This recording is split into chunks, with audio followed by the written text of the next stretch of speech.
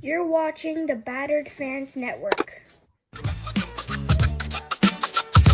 Since 96, MLS has been the youngest soccer league. From 10 teams to 30, playoffs and parity. Battered MLS bring local guests to cover games. Analysis firsthand, not Google like other lanes. Stats and recaps cover the West and East. Can't forget, we're on Sean Johnson, watch every week. DPs for the elite, 10 game get you the vets.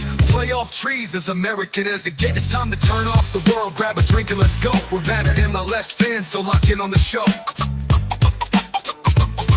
Battered MLS fans, so lock in on No question about it. I am ready to get hurt again. Chris, the Battered fans are back. Welcome everybody to episode number 106 of the Battered MLS Fans Podcast. I'm your host, Daniel, and alongside me, as always, the KBD. How are you doing, sir? I am ready to talk about all of the Wilfried Nancy drama out in Scotland. I'm ready for it.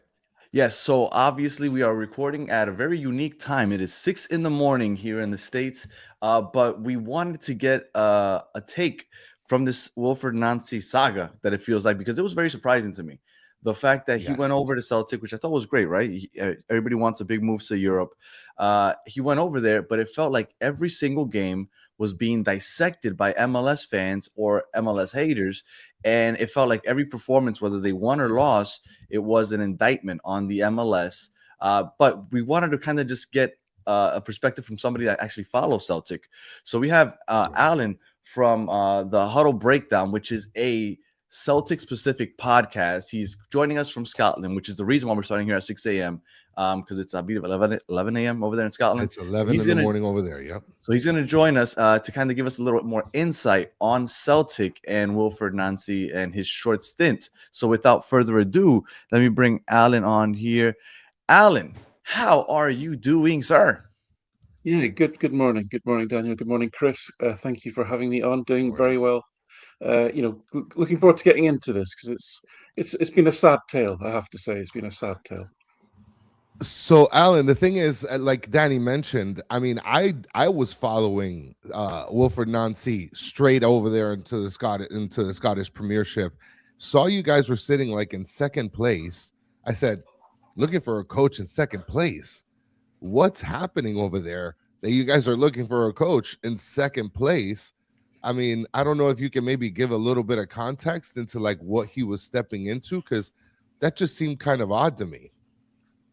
Yeah, that's really important, Chris. I mean, in Scotland, the cliche is second is nowhere. Celtic are by far the biggest resourced club in Scotland.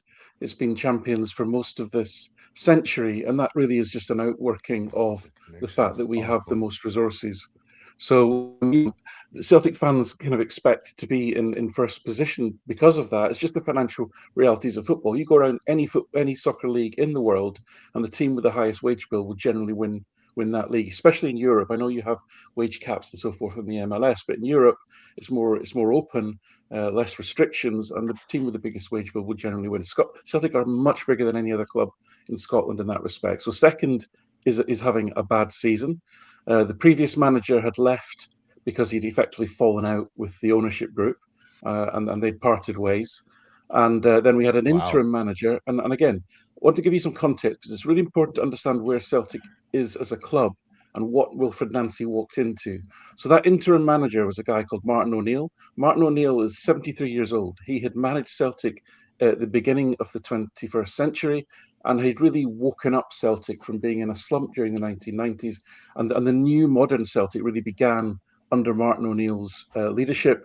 So he's very much an icon and a legend of the Celtic support. So he came in, and although the performances were generally quite poor, he had managed to win games. We had things like last-minute winners. You know, he had a really, his best performance was an away win in Europe against Feyenoord. Things that'll keep your job. Yeah, exactly. So not only was Wilfried Nancy coming in on the back of a legend who the fans wanted to keep for the rest of the season, he was coming into a club which was essentially at war with itself. The board is at war with supporters over a whole range of issues, which we don't have time to get into, but it's a pretty toxic atmosphere. But what that means is that the Celtic fans are not minded to be charitable to any decision that the board makes. And when they announce a manager that nobody had heard of, with respect, or didn't know anything about, that was promising a brand new style of football, and by the way, he's going to replace this legend that we want to keep for the rest of the season. They weren't exactly in a charitable mood themselves in terms of, how much maybe time Wilfried Nancy was going to get. So, and as I say, the other aspect of it in terms of context is that the team has been badly mismanaged for a number of years. The recruitment has been awful. Nancy was walking into what is historically a very poor Celtic squad. And not only that, but 4 of the 5 best players are out with long-term injuries. So this was not a good situation that he walked into. So, and he gets no grace because of those circumstances? Like, I'm asking in general terms from the fans. Yeah, so he's walking into a situation where his first 3 games are you said Celtic were Well, he played against Hearts first. Yeah. A home game against the team that were top, then a cup final, then a European match against Roma, and then a cup final. Those are the first 3 games he was walking into. Now, again, he didn't ask for that, but that was a reality that he walked into. And he knew it. He knew going into it. He knew going into it. So that's the context. That's not a great scenario to walk into for any coach, never mind one who's never managed in Europe before, or never managed a club like Celtic, the size of Celtic. And then I think what he said in his first press conference was he said that he would start making changes in a nuanced way. He would start slowly. And we thought, yeah, that sounds really sensible. We're a team that plays 4-3-3 with the ball, 4-4-2 without the ball. We play high line, we press, we counter press, we play possession football. All those things should have been and are similar in a way to how Nancy sets up his teams. But the first thing he did is completely change the shape of the team. He completely changed it to the same shape as I believe Columbus Crew make, and then he put a lot of players into unfamiliar roles from day one.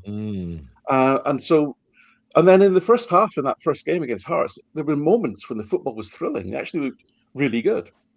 But the other thing that is the feature of Nancy's period here is he got no luck at all. We were losing games that, we should have won. We're losing games where you look at all the data, the shots, the XG, all that sort of stuff. Celtic were dominating games, and yet they were losing. And some of that is because our goalkeeper is 39 years old. He's only got one functioning shoulder. He shouldn't be playing. Kasper Schmeichel. We sold our best 2 strikers and never replaced them. So we've got a kid up front, and he's missing loads of chances. But what Nancy then adds to the mix is all these other players playing out of position in a new shape, and especially the centre back. We've now gone from 2 centre backs to 1. Austin Trusty, American guy, and he's suddenly having to defend on his own the whole of his own half, and it's just such a higher wire act. It became so chaotic. Celtic are used to winning games because they control the game, they control the tempo, they control the ball. All of that. Now that sounds to me like where Wilfried Nancy wanted to get to, but because he was starting from this different shape, people in different formations, it was chaotic. It was so chaotic, and the games became basketball matches, and that's not how Celtic are used to playing. Celtic are used to controlling these matches, and it also plays into the hands of the opponent in Scotland. The opposition teams in Scotland want to counter-attack. They want corners. They want throw-ins. They want set pieces. They want to load the ball in the box with high balls. They want to take advantage of Celtic's lack of height and physicality because we're a footballing team. And his chaotic style almost played into the hands of those other coaches. And what the pattern that emerged was that Celtic would play pretty well in the first half of games, and these passing moves that Nancy wants, these patterns, these diagonals, those quick pick and goes, you would see evidence of that. But then in the second half, the opposition coach would make a tweak, and it would just collapse. It would absolutely collapse. Well, and it may be because of the personnel that it collapsed, but it seems to me that his style of or formation or way of play would have actually probably panned out well, I guess, in a long-term sort of point of view. No, I agree with you, Chris. It just takes too long to develop. Can you do it in the middle of a season when you're in the title fight, where you've got a cup final, where you're trying to get out, you're trying to qualify in the Europa League and get out of the group stage? Can you drop that in, change positions for key personnel on what is already quite a weak squad in relative terms? So I don't think this was a failure of football philosophy. I don't think it was a failure But of football tactics. It was a failure of change management. He didn't implement the change in a way that took everybody with him, and the players lost belief in it. You could see it; they lost belief in it. There was comments in the press afterwards by some players that were more or less along the lines of, "Well, he's the manager, so we have to support him, I guess." It was that kind of thing. Mm. So if you don't get the players on your side, then you're doomed. You're absolutely doomed. And that's what he failed to do. As a leader, as a manager, he failed to get the players on his side. But I'm with you, Chris. I think if it had been given time, it had been given pre-season and all that, then it could have worked. And It's they such a didn't give him a weird. chance to bring in some. I'm sorry, Chris. To bring in some of his old players from Columbus, because I know there was a lot of rumblings about Diego Rossi, which is a top player here in the MLS. He wanted to go over, or at least that's what everybody was believing. And even Cucho, which is playing for Real Betis in La Liga right now, he really enjoyed playing for Wilfried Nancy, and people were assuming that maybe he would make a move over there, which would have been huge also. So I think that they pulled the plug a little too quickly, because not only could he have grown into being a good manager in Celtic, he could have also brought in some key players that would have helped a lot also. Yeah, that's absolutely fair. That's absolutely fair. But then I suppose if you're a Celtics board, you have a decision to make when the transfer window opens on the 1st of January. Do you commit resources to this guy or not? That's the decision you have to make. Was it And the that- fact? That's key. That's Then key. it comes down to money, right? And we know how that goes. Was it the fact that they lost to Rangers? I think the thing that put it over the top, losing to the other top team historically in the league. I mean, that never helps, right? So in Glasgow, you are generally, you are, whether you like it or not, as a manager, you are judged on those games, sadly. But I think also it was the nature of the defeat. So in the first half, Celtic had played really well. They'd battered them, but they could only score one goal. Nice. But everybody was nervous. Nobody thought, oh well, we're battering them. This is great. It was all, yeah, how's this going to go in the second half? Because the second halves haven't been good. And then what happened in the second half? The team collapsed. As soon as they scored an equaliser, there was a bit of a rally, but as soon as they went 2-1 ahead, 2-1 down, then the team literally collapsed on the pitch, physically, mentally, confidence, everything.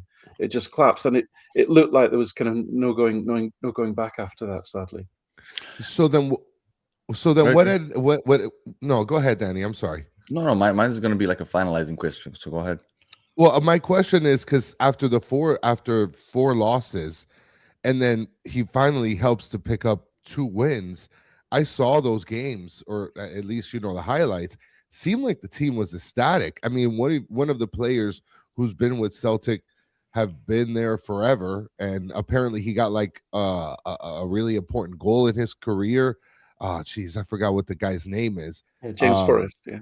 Yes, and so I 17, see that, and 17 seasons in a row, yeah, he scored. Yes, and I'm like, oh my god, he scored 17 in a row or whatever the case is. Like things are looking up, and then all of a sudden, 2 games later, it's just kaput. Get out of here.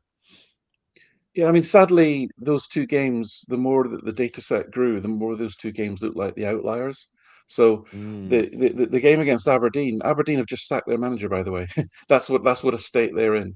So they played Aberdeen. They played them 3 days after Aberdeen had had a really tough away game in Europe. So they were a tired team. Aberdeen had a man sent off at halftime, just before halftime. So they were down to 10 men. And Celtic just about managed to win that with 2 goals in the last 5 minutes. There was good football in there, absolutely. But again, context. And then the second win, Livingston, they're the bottom team in the league, right? They're a tiny club. And after 10 minutes of that game, it was 2-2. The game was chaos. It was literally an NBA game. It was like end to end. Every shot looked like it was going to be a goal. It's just not how Celtic play. Historically, they win games because they control the game. They minimize the opposition getting chances. We've got better defenders. We push them into their own box. We keep them there. But we're so easy to play against. We're so easy. One ball over the top, and teams were in. And it was kind of last-ditch defending. And then what does last-ditch defending lead to? It leads to throw-ins. It leads to corners. What do corners and throw-ins lead to? High balls into the box. That's not Celtic strength. Yeah. You think Nancy was put in a situation where, unless he was I don't want to say perfect, but he was in a very difficult situation then. So it's not so much that you don't think he could have succeeded. It was that in the situations and circumstances that he was in, it was very difficult for this to end up in a positive light. No, yeah, absolutely, Daniel. The context is always key to this, and it wasn't a rosy situation. I mean, which team, changes their manager, as you alluded to, Chris? Which team changes their manager when it's all it's all rosy, right? So there's a lot of toxicity, I would say, even around the club. So the fans were not minded to be with him from day one because they just saw it as another unfathomable board decision to replace this legend and bring in this guy that nobody'd heard of. So that was not a great start for him. But the learning for Nancy as a leader, as a man, in his journey through his coaching career, is how to manage change, how to instill change on a group of players that he doesn't know in a way that he takes them with him, and that they believe in him and they want to follow him. That's the thing I think he got wrong. I think it could have worked, as I say, give him a pre-season, let him bring in some of the players that he wanted to, give him some time to build it up. I think we would have all gone with him. But in the frenzy of the middle of a season with so many key games, he just didn't have the space or the goodwill capital to be given the time to really sort of turn it around. And on top of that, as I say, he didn't really manage it that well. Chris, I know don't you have know two about questions how before I ask yours. the last question. Yeah, I don't know if you've been on your social media timeline recently, Alan, but ever since Wilfried Nancy went over to Celtic, I've gotten nothing but Celtic stuff, and it's just been like a back and forth battle online between Celtic fans and Columbus Crew fans / MLS fans. Like, have you taken a look at how that's been going? Because I've never seen more Scottish Premiership content in my life than I have for the last month. Yeah, I mean, Chris, I try and avoid bad faith debates or banters Yeah. on social media. If I'm honest with you, I am aware of Yes. what you're talking about. I can only speak for myself.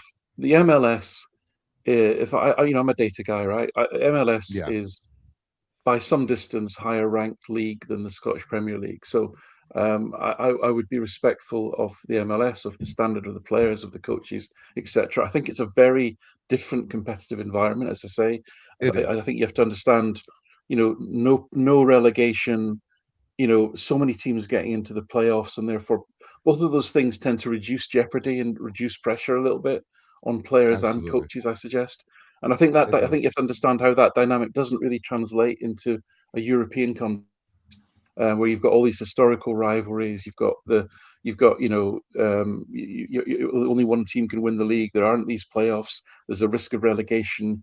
Relegation threatens jobs and so forth of people and careers, etc. So it's a very different competitive environment in that sense. I would never belittle the quality of the people. And in fact, we made the point on our show that we suspect that the back office, or what I call back office, I think you call front office, but the operations, the football operations around Wilfried Nancy at Columbus Crew, in terms of the analytics, the sports science, all of those things, the range of things, I suspect at Columbus Crew would be far more sophisticated than what he walked into at Celtic, because you've been building up these clubs, these franchises, relatively recently, and have probably built on best practice from other American sports in terms of Mm-hmm. what a sports organization should look like, all the different departments, all the different expertise. We still wrestle in Celtic between this notion of a model where the manager is God and controls everything, versus this is the first guy we've probably had who you'd call as a head coach, as in he's coming in just Yeah. to manage the first team, to set tactics, and to, that's not how we traditionally have Yeah. had. He's walking into a situation where even the job would have been perhaps a little bit bigger than what he might have expected to do, and I doubt he had as much support network and depth of support network that he would have been used to at Columbus Crew. So I understand what you're saying. I don't want to be drawn on that, because I think there's a lot of bad faith debate that Of goes on course. there. Yeah. A lot of it is uninformed. A lot of it is pretty vindictive, actually. I kind of try and avoid it myself. And shout out to Rangers Clips that says USA doesn't have the football culture we do. Absolutely not. This is a very young league. The sport is still Very young. relatively young here in this country. Celtic is what, over 100 years old, I would assume. Um, and here, I mean, it's like I said, very, very young. The USA still has a long way to go, but it is in an upward trajectory. Every passing year, the sport and the culture grows. But yeah, no, it's impossible to match with the history that you guys have with I the mean, sport. Wilfried Nancy, he made the point clear. He's French, right? He's from Europe, so he Yeah. understands this, right? He's come from a background where he understands that, the other thing I'll say, so just in terms of context, that I thought was very unfair for Nancy is that when we've had previous managers being unveiled, they've had a big press conference. They've had the chairman on one side, the chief executive on the other. Meet the press, meet the fan, and then they'll probably go and do a session with fan media. None of that happened with Nancy. He literally had a press conference on his own a day before the first game that he was managing. He had no support. He had no visible support from the club. I felt he was a bit hung out to dry in that respect. As I say, Celtic are at war with their fans, so fan media has got no presence at the football club at the moment, which means that Nancy never had an opportunity to create a connection with the fans. That wasn't there either. So again, these are just little bits of context that help to kind of flesh out why this wasn't a great environment for him to walk into. And maybe he didn't do his homework. Maybe he could have had other choices and better suited clubs that he may have considered for his first foray into Europe as well. Yeah, I'm gonna just answer this question real quick, just because we're not talking about MLS really much today. But is Messi going to Liverpool for a loan deal? What's the news? If you are following any type of account that's even suggesting that Messi's going to Liverpool, just stop following them because they are not serious. I promise you, 0%. I would go as far as saying negative 100% that he will not be Block 'em. going there. He's staying in the MLS for at least another year. So just don't even take that seriously. It's silly. Damned Doberman saying demands a failure no more than a diversity hire. It is what it is, I pals. don't think so. No, I this is ultimately my question for Alan, because I know we spoke before we got on here, and I asked you if you follow the MLS, and you said you really don't, which makes sense, right? Why would you if you're overseas? But I don't know how in tune you are with the fan base, maybe the people that listen to you, but do people view Nancy's failure as a failure for the MLS? Like, this is what the MLS provides. This is why we don't take the MLS seriously. Yeah, I guess if you looked at the banter and so forth that Chris alluded to, it becomes that sort of confrontational It turns into back and that. forth. I can only speak for myself, and I don't believe that is the case, because you have to look at each individual case, and you have to look at it, as I keep emphasizing, you have to look at it in the context into which this situation arose. I was taken aback, frankly, by how unified American soccer fans were in their positivity towards Nancy. If this had been the other way around, you'd have had, if Nancy was coming from Celtic to Cumberland's Crew, you'd have had Celtic fans giving you a view maybe fairly positive about what Nancy was like, and then you'd have every other fan of every other club in Scotland telling you what a How disaster it was terrible going he to is. be. That would be the culture of it. So I was kind of taken aback that all the MLS fans from every club, from every station, every media was telling us how brilliant this guy was going to be, and I must admit I kind of believed that. But it did feel almost like, in retrospect, when I look back, and this is hindsight talking, that the MLS was kind of people who supported it, and I'm generalizing here, were so willing for him to be a success, of almost it was some sort of barometer of validation for your own league. I would suggest to you that you need to be more self-confident about your own league. And I don't think you need to do that, frankly. I think your league is growing. We've seen historically attempts to set up organized soccer in the US fail. This is not failing now. This is you're now in a situation where this is gaining maturity and traction. So celebrate that honestly, and enjoy it. And your fan culture is your fan culture. It doesn't I belong would to anyone else. Fan absolutely. culture in Sweden is fan culture in Sweden. It doesn't belong to anyone else. It's theirs. They shape it. It's their clubs. So I just think, let you get on with it. And I don't draw any conclusions from this on that basis, a sort of geopolitical conclusions, if you like. I just draw conclusions that a man came into a very difficult environment. A man uprooted his family, took them halfway across the world, was put into a very difficult position and didn't manage it well, and it failed. And that's a very human story, and that's the way I would frame this. Though I think the Great reason that concept. MLS fans feel that way, I think it's taken an uptick since Messi arrived, just because the eyes of the world are watching and now criticizing the MLS because they're either saying that Messi's teammates aren't worthy of playing with him. Obviously, we have a salary cap, so we can't just bring everybody we want. And then when he does go ahead and he beats up on a couple teams, they say, well, look at the competition he's playing against. So I think it's become, you know what, we need to protect this brand because everybody around the world is kind of having at it. And when we saw Wilfried Nancy go off, you know, you kind of felt like, okay, let's see what he can do. But in retro, when you really think about it, Ronnie Dyla, didn't he win a couple titles with Celtic? He did. He Again, flamed out this he year was here in the MLS. He did horrible this year. So he's a very experienced coach. I mean, Right. he was a little bit like Nancy in that Mhm. he'd had a bit of success in Norway for 3 or 4 years, a young coach, dropped into Celtic. Now Celtic were so far ahead of everyone else resource-wise, it would almost be impossible for him to lose. Okay. So he did win, but he won in a very unconvincing way, I would let me Gotcha. say. But he was a very young coach. And now that was like, 10 years ago. So Right. he's a much more experienced coach now. Wilfried Nancy in 10 years. I'll give you an analogy. All analogies are rubbish, but I'll give you one just nevertheless because it was fresh Yeah. in Go my ahead. mind from the games that we played, that Nancy played. So we played against Roma. Roma are managed by Gianpiero Gasparini. Gasparini is seen as one of the leading coaches in Europe. His Atalanta side that he won the Europa League with were thrilling. They almost won Serie A. And now he's at Roma, a bigger club. Gasparini is 67 years old, okay? When Gasparini was at the same point in his coaching journey and his career as Nancy is, he lasted about 25 games at Inter Milan. Right? That was his first big job. Yeah. Yeah. He was at small teams in Italy, and he was kind of overperforming. And then he got the Inter job, one of the biggest jobs in European football, and he barely lasted 10 minutes. So he's 67 now, and now he's held up as being one of the most innovative, important coaches in Europe. So I would say to Wilfried Nancy, look at that analogy as a positive for how his career may take this loss, take the experience, understand the context, understand what you could have done better, learn from it, and I'm sure you'll come back a better coach.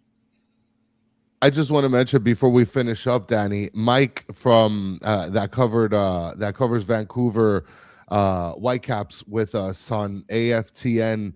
We reached out to him because he's from Scotland, and we were going to have him join us. And He's a Rangers I asked fan, him though. if you. No, he's not. I actually asked him, was it Rangers that you liked? That he goes, I hate both the old firm. My team is East Fife. I have Oh, no okay. idea what he's saying. East Fife is a small, like a third division team, Oh. but one of them. Again, Scottish football is full of history and tradition. East Fife is one of the oldest clubs in Scotland, a team steeped in history. Okay, look at that. Look at that. All right. I had David ask the question: did the Celtics players tank on purpose? Do you think that they tanked on purpose?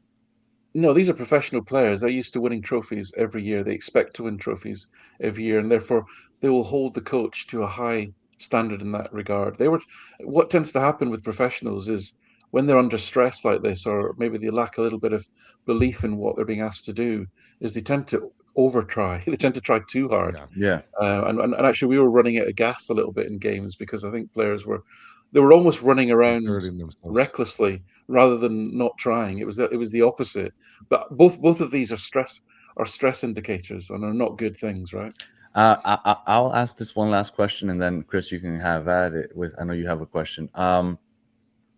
Do you think that the way Celtic and the big clubs in Europe do it is good for the sport, as in having a short leash with the managers? I asked that because here in the MLS, they give you a little bit of a longer leash. Like Ronnie Dyla was failing from the start, and they let him finish the season. Yeah. Mascherano here in Inter Miami came into the season expecting trophies. He looked really bad the first 2 or 3 months as the manager here in Inter Miami, and everybody wanted him out. They held off, and they ended up winning the league at the end of the year.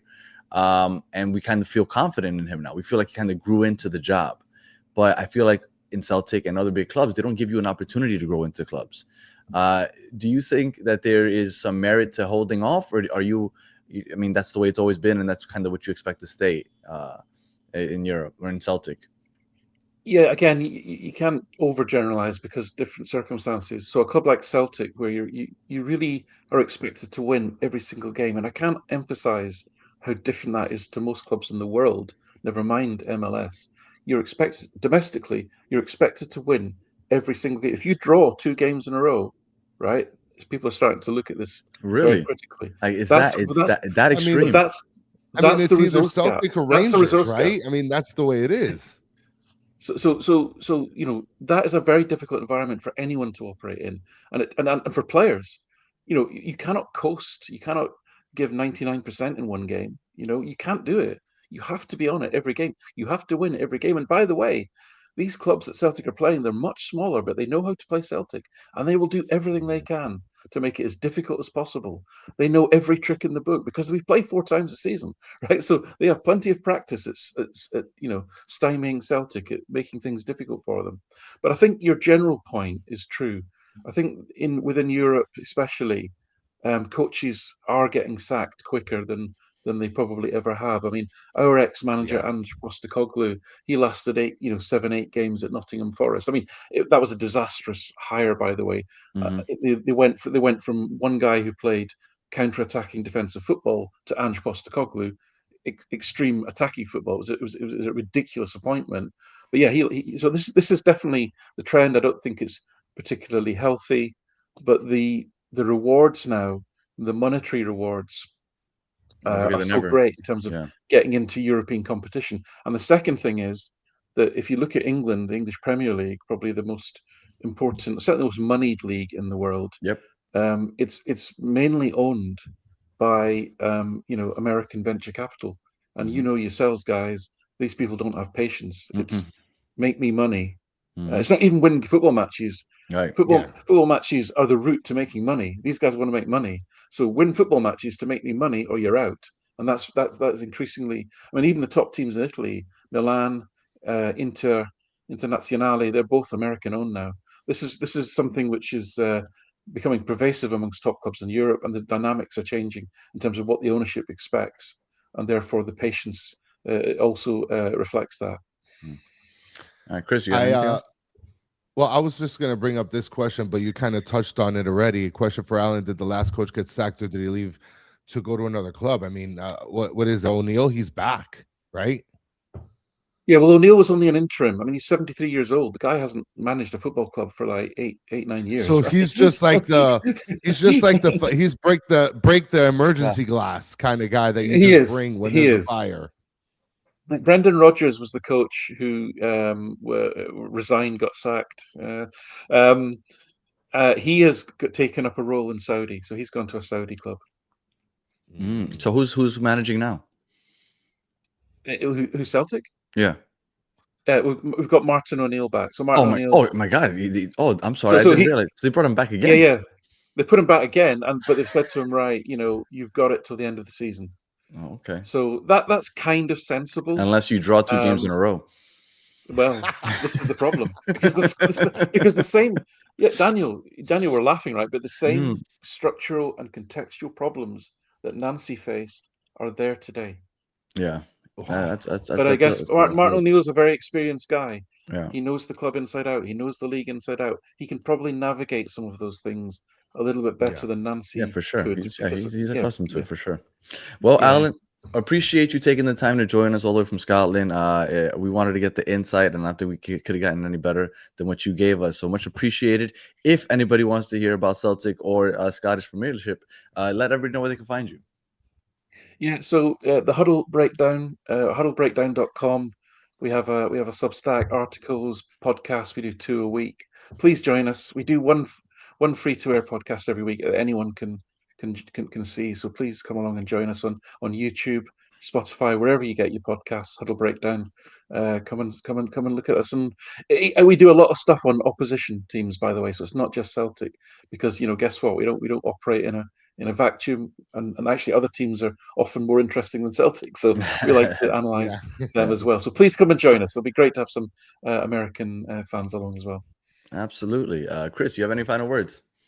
No, man, it's great to start this at the top of the morning, and it's fantastic. And I want to thank you so much, Alan, for the time. It was a blast, and we learned a lot more for sure than we knew before. Yeah, I knew that Celtic was a top club that expected to win. I didn't know the extent of the I don't know if I want to call it winning culture, but the expectations over there in Celtic, that's crazy. Yeah. That's bigger than I think I've seen in any other league in the world, actually. So that's interesting. It's brutal. It is brutal, honestly. Yeah. All right. Well, if you're listening on audio, we appreciate you listening to the end. Please leave us 5 stars and a comment. If you're watching on YouTube, please like and subscribe.